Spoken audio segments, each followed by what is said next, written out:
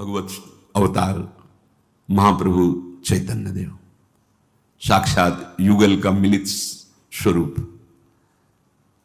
समुद्र के किनारे ऐसे विहरण कर रहे थे। अचानक दृष्टि पड़ी, समुद्र का भाव खत्म, यमुना जी, उसमें देखा प्रभु लीला कर रहे हैं, प्रभु बुला रहे हैं, दौड़ पड़े, समुद्र में दौड़ पड़े। अब शरीर तो जल में निमग्न, शुद्ध नहीं, ऐसी चेतना रहित स्थिति है कि मछली पकड़ने वालों के जाल में महाप्रभु का श्री विग्रह ऐसे आ गए। वो तो घबरा गए कि शायद कोई ऐसा शरीर मृत शरीर है। तो जब छुआ तो उनके भी कृष्ण कृष्ण हा कृष्ण। तो जो दूसरे मछुआरे थे बोले इसमें कुछ है, छूने से ये रोग चढ़ जाओ, बस रोना हा कृष्ण हा। वो महाप्रभु को जब चेतना आए निज जनों बोले हाँ श्री कृष्ण यमुना विहार, मुझे बुलाया तो आलिंगन करने के लिए दौड़ा और उनका आलिंगन, बाहर से मूर्छा चेतना रहित और अंदर से लीला में डूबे गए। ये स्थिति होती है, ये कोई बुद्धिगत नहीं है, ये स्थिति होती है।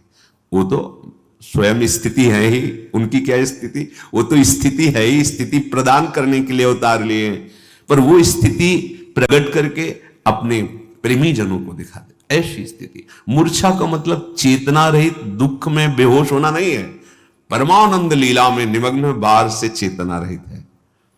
जैसे समाधिस्थ महापुरुष परम योगी बाहर से मृत प्राय नजर आएगा,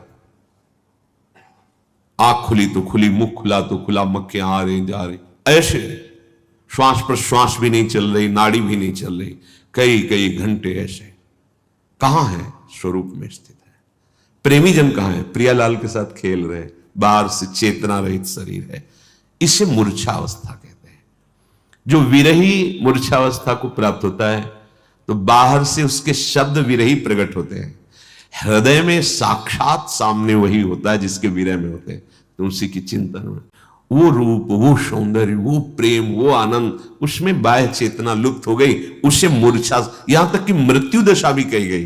प्रेम की आखिरी दशा को मृत्यु दशा, पर वो मृत्यु दशा नहीं है, वो अमृत दशा है। सब चेतना, सब प्राणों की गति भी शून्य नजर आ रही है, लेकिन वो प्रिया प्रीतम में स्थित है। फिर जो बाह्य दशा तो फिर संचलित हो गए। ये अलौकिक अवस्था होती है। श्रीपाद कह रहे हैं कदापि विलुठन छितावत और कदापि मूर्छाम गतो, कभी भूमि पे लौट रहा है तो कभी मूर्छा को प्राप्त होगा। क्यों? बोले महाप्रणय विह्वलो, महाप्रेम ने विकल कर दिया है उसके हृदय को। वो एक महापुरुष अपने राधा वल्लभी, नाम स्मरण नहीं आ रहा, वो गुरुदेव गोस्वामी जी के महल में ऊपर तीसरे खंड में वो चतुराशी जी हर समय गुनगुनाते रहते थे। ऐसे दृष्टि पड़ी तो यमुना जी, देखा बड़ी दिव्य नावें, सब सहचरियां, कई कई खंड की सुंदर फूलों से श्रृंगारित नावें, और प्रिया प्रीतम, और बुला रहे प्रिया प्रीतम। वो तीसरे खंड से कूद पड़े, काफी कहीं छूट नहीं, मूर्छित पड़े।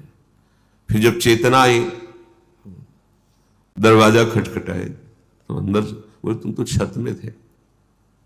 ऐसे जब महाराज ने पूछा कि आप छत में थे, बाहर कैसे चले गए, तो प्रिया प्रीतम बुला रहे थे तो नौका विहार को गए थे, और नौका विहार से श्रृंगार में जा रहे हैं, वस्त्र परिवर्तन आदि लिए।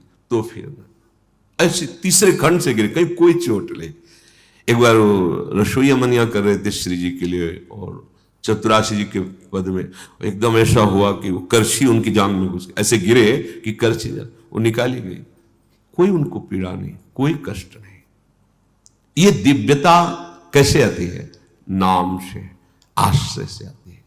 गोस्वामी श्री तुलसीदास जी महाराज कह रहे हैं एक ही साधन सब रिद्धि सिद्धि साधिरे, ग्रसे कलि रोग जोग संयम समाधिरे। भलो जो है पोच जो है दाहिनो जो बाम रे, राम नाम ही सो अंत सब ही को।